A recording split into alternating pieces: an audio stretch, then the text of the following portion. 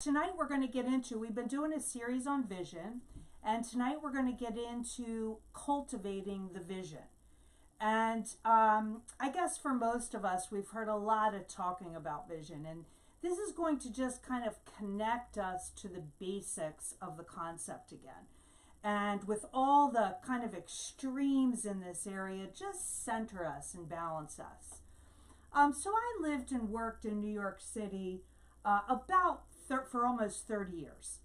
And one thing that's apparent is that the majority of the people that move there are coming to fulfill some sort of vision.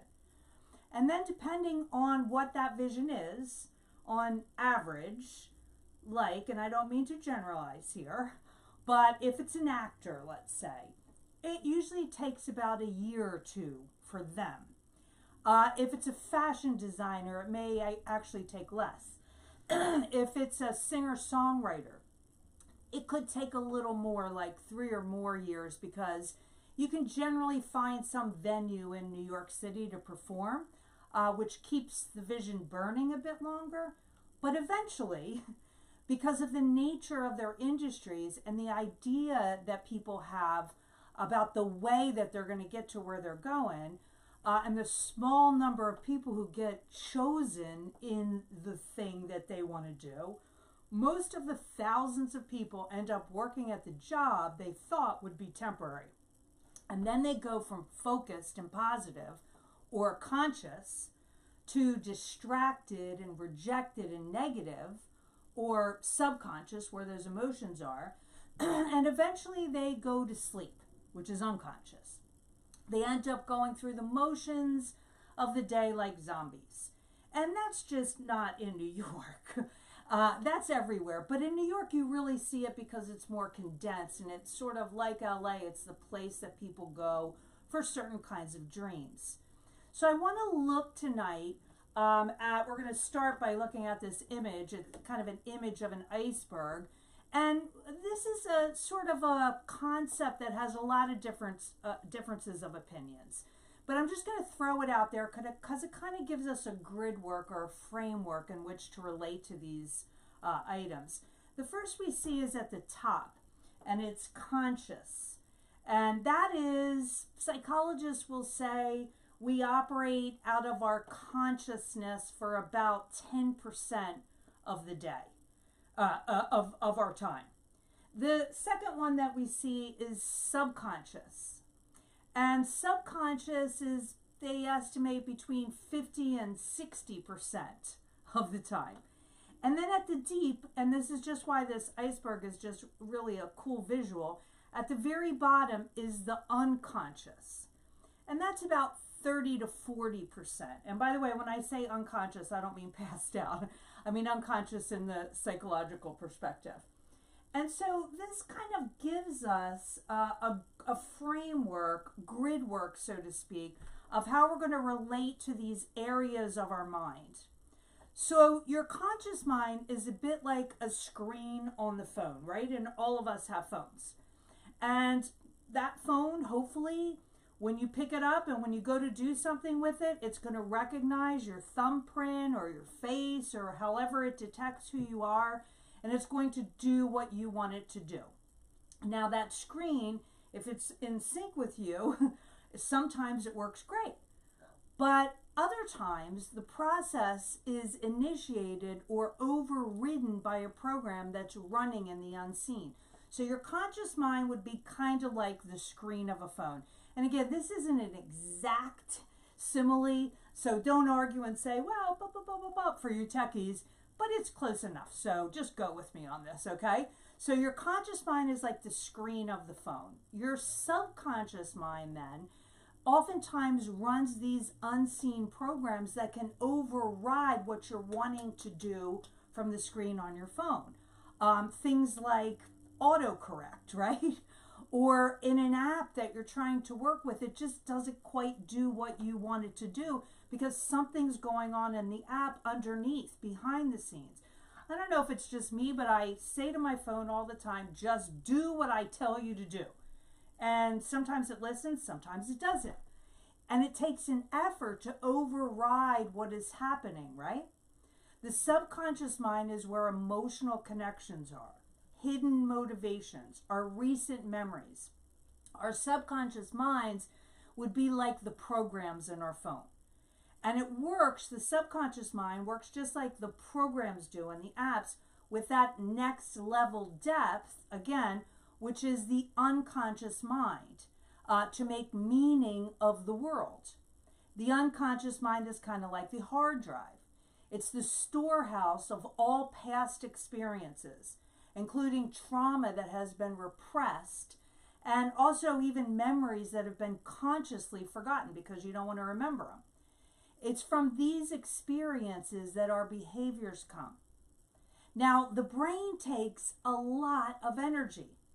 So not only is it trying to protect you from death, which we talked about, if you missed any of these vision series teachings, I strongly suggest go back and catch up, okay? Because each one is linked to the next. But we talked about how the brain is actually hardwired. The Lord created it like this to protect us from death. So whenever it senses anything, it kind of wants to take over and put you on autopilot so it can protect you. And it's also at the same time trying to conserve energy because your brain takes up a lot of energy. So your brain wants to go unconscious for many reasons. And again, not passed out unconscious. You see all kinds of unconscious people in your world, right? I don't know if you've noticed them or not. Hey, Phoebe, great to see you. Good to have you with us, son. They're walking to the train, or they're walking in the office next to you. They're commuting, they're working, they're exercising, whatever it is. They're unconscious people everywhere in our world, and maybe you're one of them. In fact, while I was working on this teaching this week and thinking what it is to go unconscious and how easy it is to go unconscious, I go to my kitchen to make a green smoothie, which is something I do every single morning. So I'm thinking about the teaching, right? I go down and I do the same thing every morning. I take all the ingredients out of my counter. So I take everything out of the counters, everything out of the bowls, and I put them where I'm going to be able to use them, okay, on the counter. And then I start putting everything in my bullet, right? So I'm thinking about the teaching, and I put everything in. I put my ground chia seed in, my ground pumpkin seed, my spinach, my avocado, my apple, my fresh coconut water, all the good stuff. And then all of a sudden, I look at the bag of seaweed and I say, did I put the seaweed in? I can't remember. So I have to take the spoon and I'm digging around in the smoothie to see what I put because I can't remember anything I put in there. Does that ever happen to you?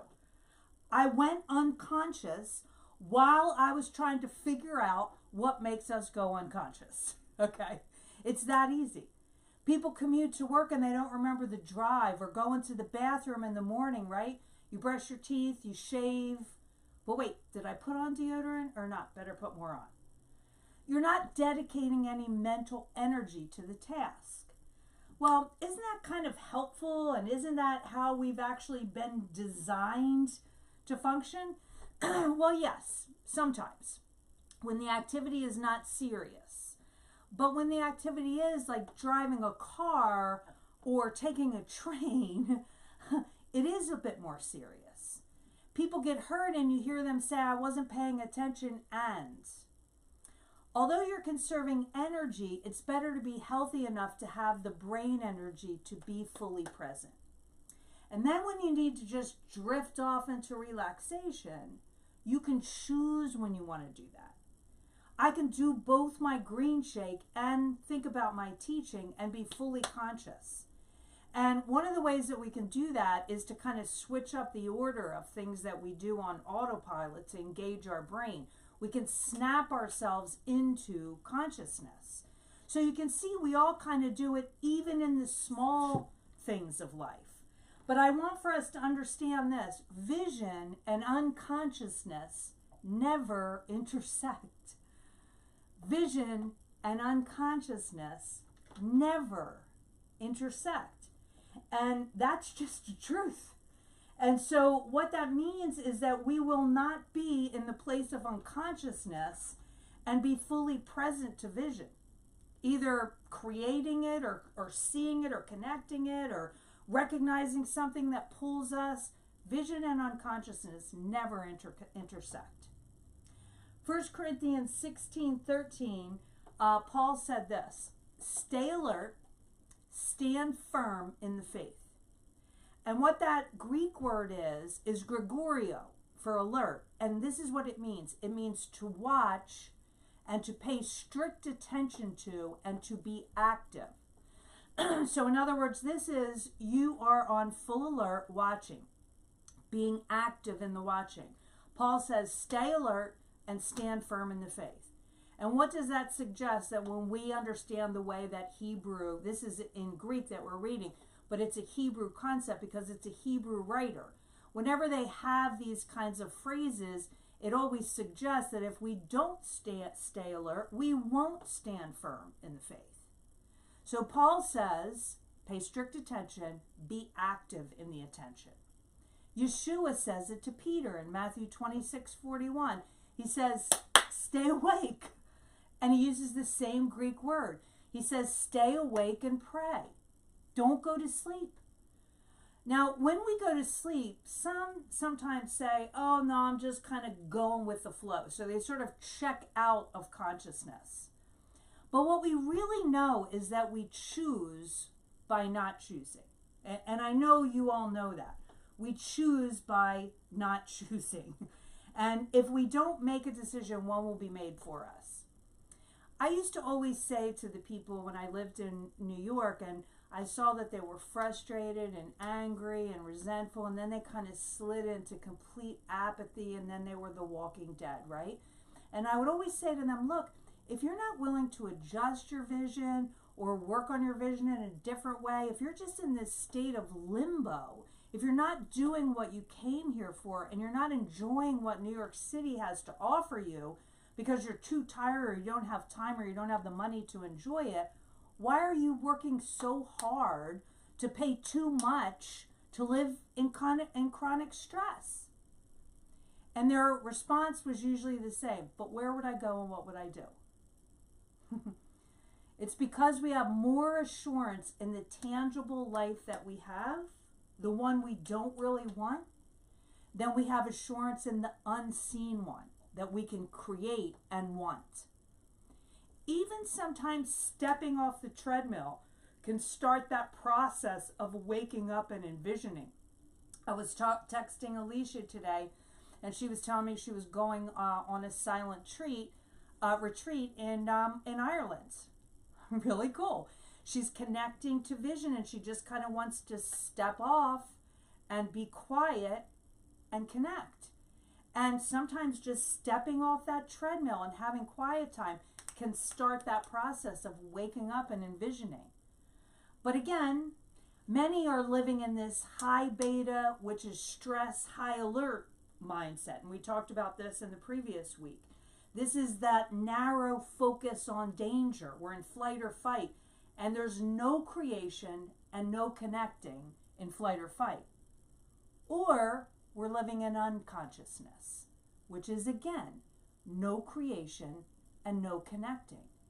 So whether it's high beta flight or fight or this unconscious state, there is nothing going on in your life with connecting or creating or cultivating vision. There's a Jewish blessing that is just a common blessing that people often say, that observant Jews say, blessed are you, God, who gives sight to the blind. And there's a rabbi by the name of Goldie Milgram who is quoted as expounding on this prayer by saying something really cool. That is, it's not only the literal sight from physical eyes when God gives sight to the blind, but she says it's also our capacity through God connection to become increasingly less blind to what's around us. So let's read that again. Blessed are you, God, who gives sight to the blind. That's a common said prayer. And the expounding on that is through God connection to become increasingly less blind to what's around us. And that's really what we need. We need to become simple words, increasingly blind to what's around us. Increasingly less blind, to what's around us. So the more connected we are to God, the more we wake up, we look, and we see, and the more we see, the clearer our created vision for our preferred future becomes. Now, let me see your thumbs up if you yourself have kind of zoned out and oftentimes find yourself as the Walking Dead. You're functioning, but you're not connected to anything that you're doing. You don't know why you're doing it, and you're just kind of going through the motions, and you are, as they say, in unconscious mode. Brika, great to see you. Alicia, I was just talking about you, Alicia. Good to have you join us in London. So, again, the more connected we are to God, the more we wake up, we look and see, and the more we see, the clearer our created vision for our preferred future becomes. When we are the walking dead or asleep, we are not connecting to the Lord or anything, which is why Paul and Yeshua both said in the verses I referenced, wake up. Connections only come from intention. Connections only come from intention. Reading the Torah, prayer, music, art, nature, community, loving, all are intentional connecting. And here's the thing about going unconscious in the program. We think when we go to sleep that we've pushed pause because we're overwhelmed and we can't do it anymore and we just want to check out. And so we just go to sleep and go unconscious. And we look at it like, well, I'm just taking a break and I'm hitting pause and or doing nothing. But when you walk through life unconscious, and track with me because this is really important, you are not pushing pause. You are living out of some sort of auto program that is running in the background, just like the phones I talked about, that you consciously did not create. You are living out of another program. So you're not in limbo. You're in the program that you did not create. And that program, again, when we saw the iceberg, is programmed by past experiences and external messages. Maybe your parents weren't the most uplifting people and all you heard was, you're a loser, you're going to fail, you're no good. Or maybe the competition in your high school or whatever it was. Past experiences and external messages, you internalize them when you're unconscious without even filtering them. So zombie living is connecting to a program that has belief systems, which we are highly susceptible to while unconscious. So a thought that floats into your mind when you're unconscious can be, hey, Randall, great to see you, can be anything like, this train is always late and it makes me late, which is going to get me fired. Okay? That's something that you think when you're in that unconscious zombie state. You're not fully connected to your life. You're the walking dead. And your train is late. And this is what just kind of floats in your mind. Maybe somebody says it to you who's next to you. Maybe you've heard it. Maybe you think it yourself. But it's just an invasive thought. This train is always late and it's going to make me late, which is going to get me fired. Now, let's look at that consciously. The train is not going to get you fired. This thinking makes you a victim. And we really love being victims, believe it or not. We're addicted to it because then we don't have to take personal responsibility. So this isn't helping that. And it isn't the truth because the train isn't making you late. In fact, if the train is predictably late, you kind of know what time it's going to come. You just need to be there early. People are always so rude. Maybe that's another thing that just kind of pops into your mind while you're waiting in line or you want to buy food or whatever it is. People are always so rude. So what does that do? That gets downloaded. You don't filter it. You don't qualify it. It just kind of settles in and you never see the kindness of people. Why is that? Because people are so rude. You've already downloaded that belief system while you're unconscious. Here's another one. If I had, fill in the blank, a husband, my dream job, a condo, a house, a car, if I lost 50 pounds, whatever it is, if I had, fill in the blank, I'd be happy. And the deduction being, since you don't have it now, you can't be happy, right? Again, we're downloading all this BS that's not truth.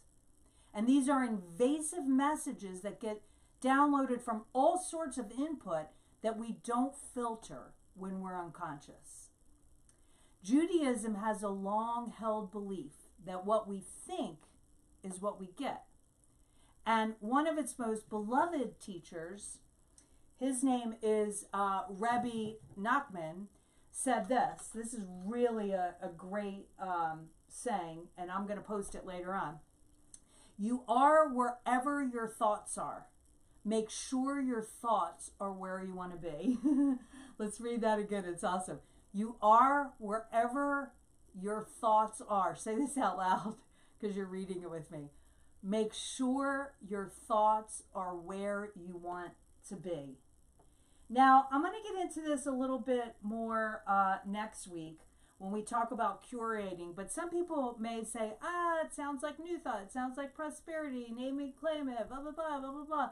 Well, this kind of thinking is not new. It's not prosperity driven, and it's not name it and claim it, okay? This is a very old way of thinking. And we see it for thousands and thousands of years. And now, at this point in our lives, we can quantify it because we can see it in brain scans.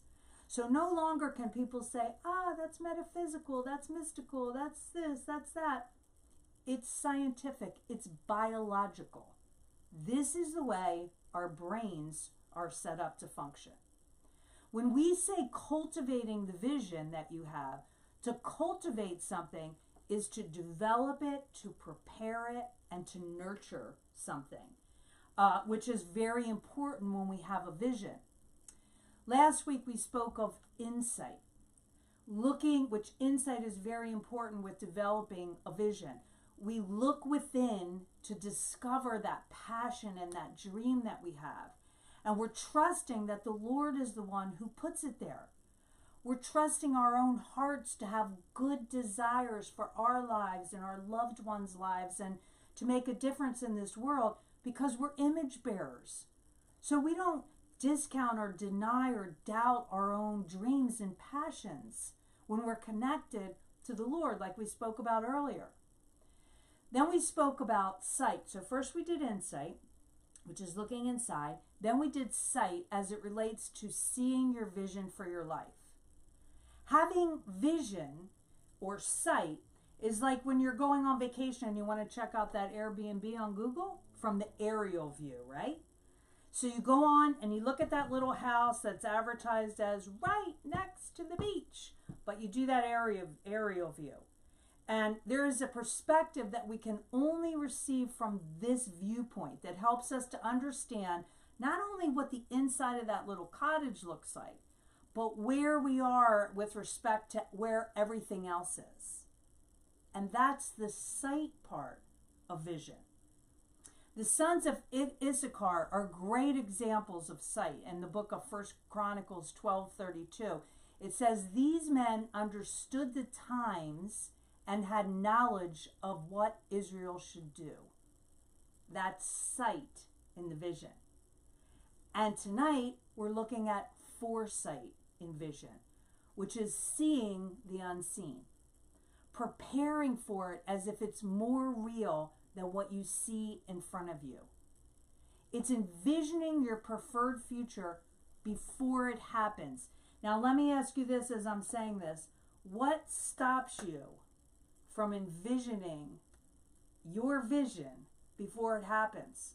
What stops us from doing this? Sometimes people say, well, I want to be humble, but what really stops you from envisioning? What pushes you to go unconscious, like we said before? when we just read Yeshua and Paul said, stay woke. Foresight is envisioning your preferred future before it happens and living your life as if it will happen. It's connecting to the vision even emotionally, which does all kinds of scientifically quantifiable good things in your brain to move you towards it. Foresight and vision is not only what we see, but it's also the way we see. Foresight in our vision, to envision the unforeseeable future, is the lens that interprets the events of our life, the way we view people and the way we view our relationship with God. It's foresight that enables us to do that. Alexander, fear. Oh, fear that it might actually happen. Oh, cool. I thought y'all were going to say fear that it won't happen. So it's a fear of disappointment. Sometimes when we get a lot of disappointments, we're afraid to hope again. We're afraid to envision again, because what will we do if it doesn't happen? How will we be able to deal with the disappointment and the loss? But that's good, as counterintuitive as that sounds. Absolutely. Sometimes we're afraid. Sometimes we fear our own glory, as they say, as Maya Angelou said. So again, an example of this, a really good example of envisioning is, I knew someone, a young man, some years ago, who was in his late 30s, and he was a father. He was married and he was a father, and he wanted to be an EMT. And he just really had this passion to help people, strong passion, not seeing any progress after many, many years. Barika is saying, yes, absolutely, that's that disappointment that I was talking about. Absolutely. We have to keep that vision in the forefront, even though we don't see any movement. I'm going to talk about that next week, actually, Barika. So this young man wanted to be an EMT, wanted to help people. He just really felt connected to that. And if I remember right, the course took about 2 years for him to do. And this young man had everything going against him. No matter what got thrown at him, unfair disqualification of financial help. He lost his financial help. Work schedule change. His wife lost her job. He saw every single thing that happened that could be a negative thing, and in fact was a challenge, through this lens of the foresight of his vision. He saw himself finishing that EMT school and helping people. And even after he started the course, the obstacles still didn't stop. He even had to take a little bit of time off. But he never lost sight of the vision, and he went back. No matter what happened, it was never, oh, well, this just isn't going to work. My life is too hard. I guess everything's working against me. It was always, okay, that sucks. How can I make this work? And he finished that course, and he became an EMT. And I will never forget when he came to the church, and he was dressed up in his uniform. I will never forget the look on his face when he finished, but not because of why you think. The reason why I will never forget the look on his face was because it looked the same as when he told me the vision a few years earlier. The same face.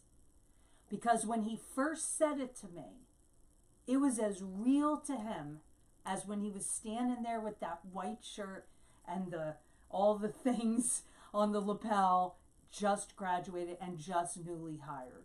Same face. He knew it would happen. It was a knowing. Our minds receive images from our eyes, but our hearts interpret these images.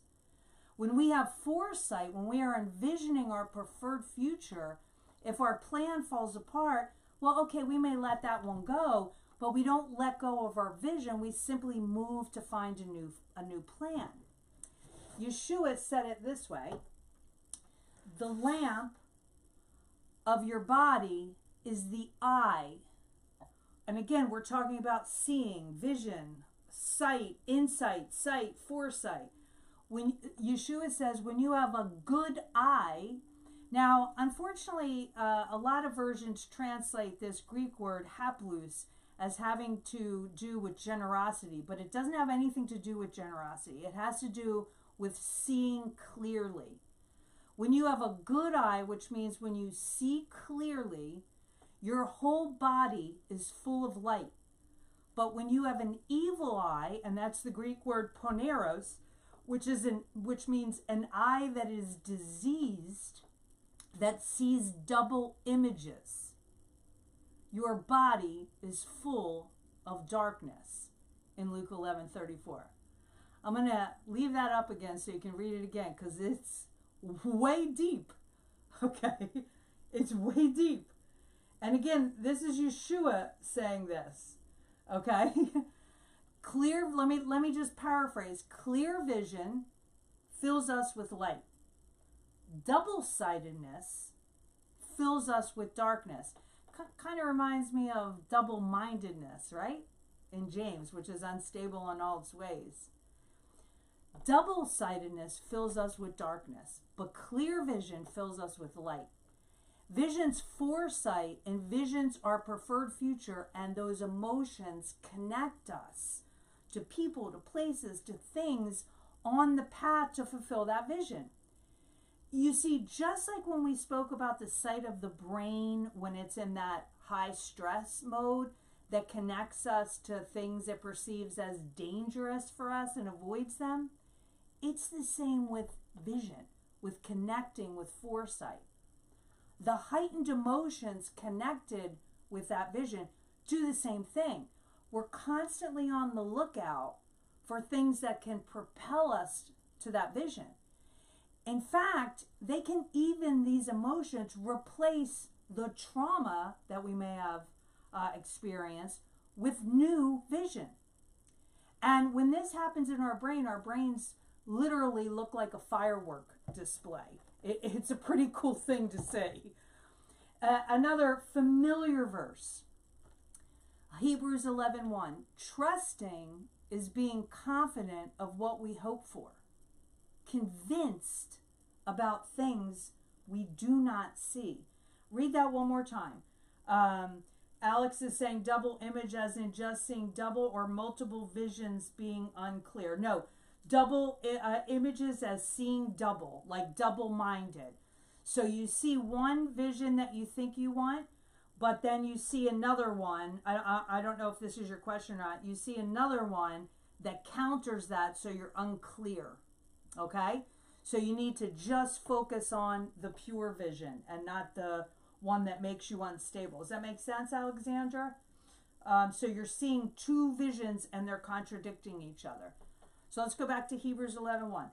Trusting is being confident of what we hope for, convinced about things we do not see. To trust is to be confident and convinced about things we don't see. We envision them. We imagine what they will look like, what they will feel like, what they will sound like, what they will smell like.